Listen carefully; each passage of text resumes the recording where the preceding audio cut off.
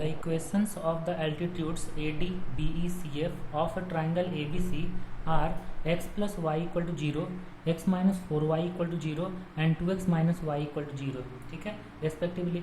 The coordinates of A are t, minus t. Find the coordinates of B and C. B और C का coordinate find करना है and prove that if t varies, the locus of the centroid of the triangle ABC is x plus 5y equal to 0. मतलब B और C का coordinate find करना है और अगर t वेरिएबल होगा तो सेंट्रॉइड का लोकस फाइंड करना है और सेंट्रॉइड का लोकस प्रूफ कर देना है कि x plus 5y equal to 0 होगा। देखो इस चीज़ को समझने के लिए हम एक रफ डायग्राम बनाते हैं, मतलब एक ट्रायंगल फॉर्म करते हैं ABC। चलो ये एक ट्रायंगल हो गया जिसको हम लिख देते हैं ABC। ABC ट्रायंगल हो गया और इस ट्रायंगल में एल्टीट्यूड दिया है। एल्टीट्यूड कौन कौन सा दिया है? AD, BE, CF। ठीक है, तो यहाँ से A से एक एल्टीट्यूड, जहाँ पे ये लिख देंगे D, B से दूसरा एल्टीट्यूड और ये पॉइंट हो जाएगा E, और C से तीसरा एल्टीट्यूड और ये पॉइंट हो जाएगा F। ठीक है, तो AD, BE, CF तीनों एल्टीट्यूड हो गया।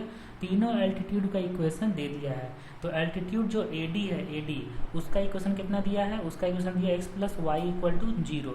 ठीक है, तो x plus Y equal to 0 लिखते हैं। AD का जो इक्वेशन है, AD का इक्वेशन वो लिखते हैं x plus Y equal to 0, और जो BE का इक्वेशन है उसका इक्वेशन हो गया x minus 4y equal to 0, और जो CF का इक्वेशन है वो है 2x minus Y equal to 0। ठीक, अब A का कोऑर्डिनेट दे दिया है t, माइनस t। ठीक है, तो फाइंड करना है B का और C का कोऑर्डिनेट। तो देखो हम लोग ये जो BE है, BE एल्टीट्यूड है तो AC पर परपेंडिकुलर है, तो BE का स्लोप कितना दिख रहा है? x minus 4y equal to 0 है, तो इससे स्लोप निकाल सकते हैं ना। तो BE का जो इक्वेशन है वो x minus 4y equal to 0 है। देखो इससे स्लोप कितना आ जाएगा? एक y equal to X by 4, तो स्लोप इसका स्लोप हो गया 1/4।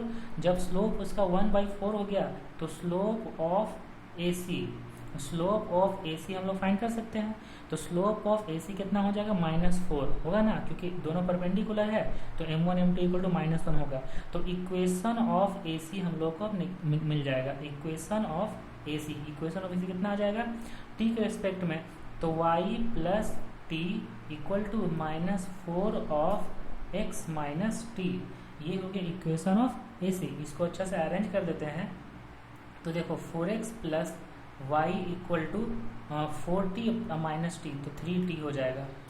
ठीक है, 4x plus Y equal to 3t, ये इक्वेशन ऑफ AC हो गया। इसी तरीके से अब इक्वेशन ऑफ AB हम लोग फाइंड कर सकते हैं क्या? अच्छा, इक्वेशन ऑफ AC जब मिल गया तो हम लोग को C मिल जाएगा। कैसे C मिल जाएगा? AC को सॉल्व करेंगे और CF को सॉल्व करेंगे। ठीक है, तो लिखते हैं solving AC and CF। Solving AC and CF दोनों को सॉल्व करते हैं। तो AC का इक्वेशन दे दिया है इक्वेशन जो आया अभी 4x plus Y equal to 3t, और CF का इक्वेशन है 2x minus Y equal to 0।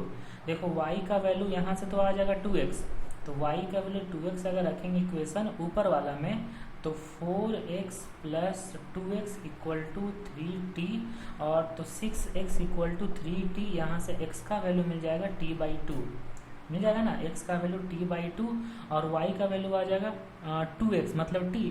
तो देखो कोऑर्डिनेट C का कोऑर्डिनेट कितना आ जाएगा? C का कोऑर्डिनेट आ जाएगा t/2, t। यहाँ लिखते हैं C का कोऑर्डिनेट t/2, t। C का कोऑर्डिनेट हो गया।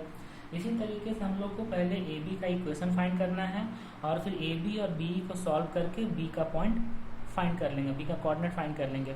तो देखो स्लोप ऑफ CF कितना होगा? स्लोप ऑफ CF यहाँ लिखते हैं स्लोप ऑफ CF, क्योंकि CF जो है AB पर परपेंडिकुलर है, तो स्लोप ऑफ CF फाइंड करते हैं। तो 2x minus Y equal to 0 है, मतलब y इक्वल टू 2x होगा, तो स्लोप 2 ना हो जाएगा। इसी तरीके से स्लोप ऑफ AB मिल जाएगा। अब तो स्लोप ऑफ AB कितना आ जाएगा? स्लोप ऑफ AB आ जाएगा -1/2। अब AB का इक्वेशन फाइंड करते हैं, क्योंकि T का जो कोऑर्डिनेट वो A का जो कोऑर्डिनेट वो t, माइनस टी है, तो इक्वेशन ऑफ AB फाइंड कर लेंगे। इक्वेशन ऑफ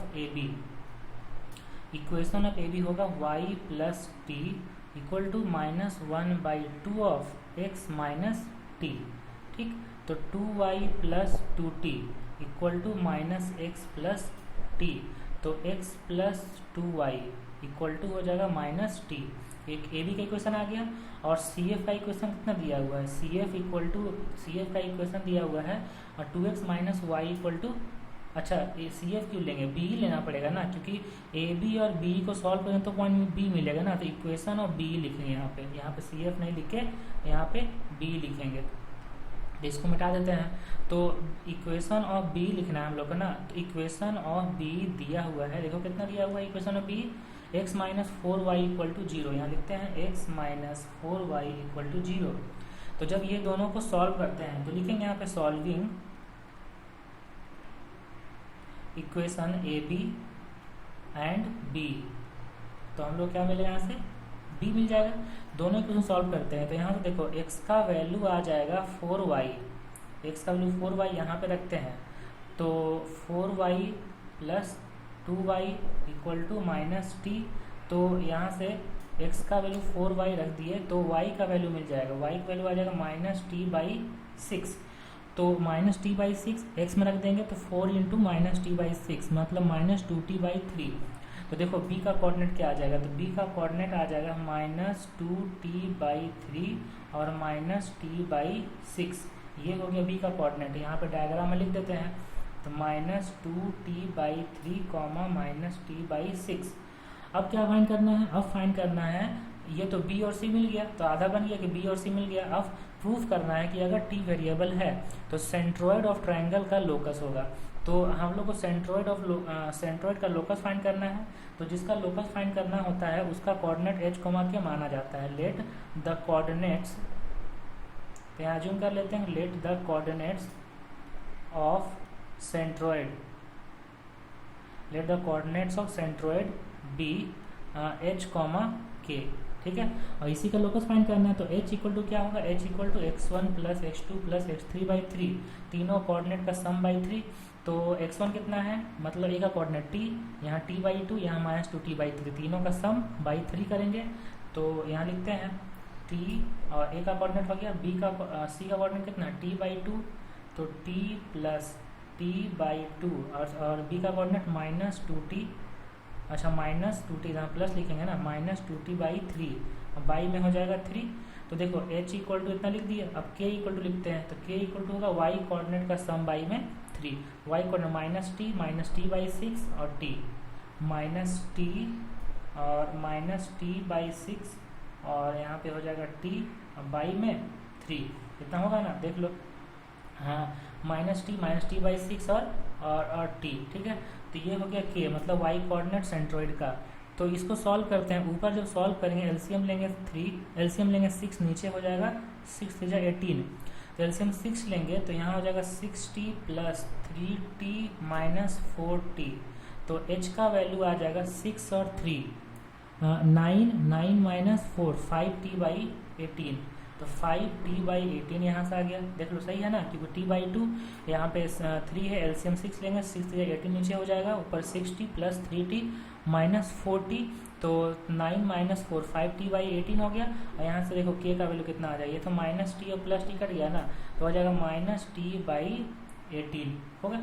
तो अब देखो k का जो वैल्यू है वो माइनस t बाई 18 है, यहाँ पे रखते हैं, यहाँ पे रखते हैं। तो h इक्वल टू कितना हो जाएगा, माइनस 5 अगर करते हैं तो यहाँ माइनस t बाई 18 लिखना पड़ेगा और माइनस t बाई 18 के प्लेस पे कितना लिख देंगे, k, ठीक है। तो ये एक रिलेशन आ गया। तो यहाँ से h को x और k को y लिखा जाता है लोकस फाइंड करने के लिए। तो x plus 5y equal to 0 आएगा ना, तो x plus 5y equal to 0 जो आ गया यही हो गया सेंट्रोइड का लोकस, ठीक है। अब देखो प्रूफ या कहीं यही करना था क्या, x plus 5y equal to 0, हाँ यही प्रूफ करना था, ठीक है। तो ये प्रूफ हो गया कि सेंट्रोइड का लोकस होगा x plus 5y equal to 0। आया समझ में, ओके।